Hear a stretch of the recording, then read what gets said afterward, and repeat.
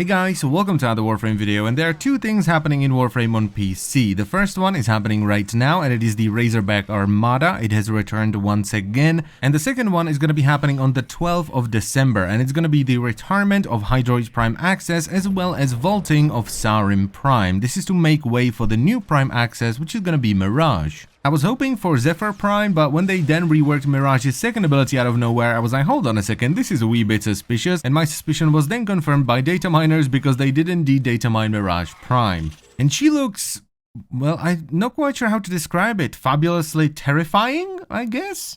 That stare, I mean, look at those eyes.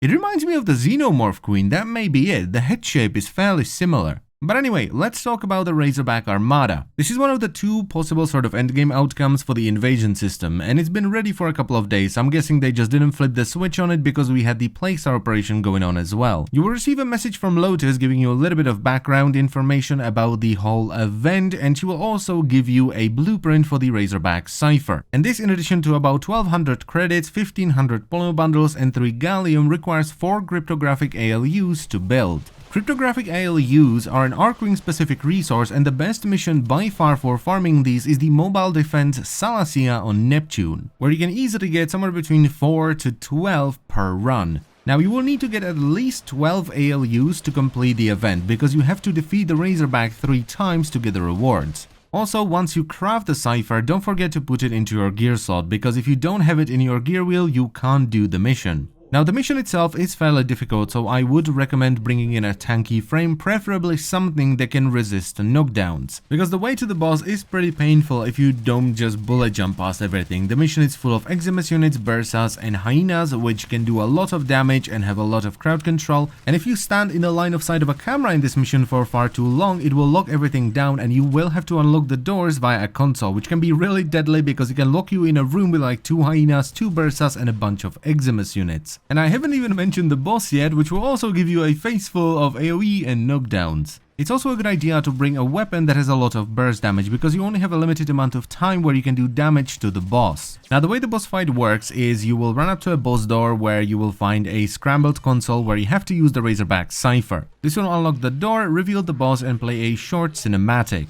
Now the room has 2 different balconies, one is above you when you enter the room and the other one is on the other side, and each balcony has 2 different consoles that you can hack to release a Bursa. So what you want to do is jump onto one of these balconies, hack one of the consoles, which will lower the laser wall behind it and release a Bursa. You then want to jump down, kill and hack the Bursa, and this will cause the Bursa to attack the boss, which will knock it down and allow you to do a little bit of damage to it. You repeat this 4-ish times and the boss is dead. This is why you want to bring a weapon that has a lot of burst damage, because you only have a limited amount of time to do damage to the boss. However, you cannot one-shot the boss if you bring something like the Opticore. There is a maximum amount of damage the boss can take every time it's knocked down.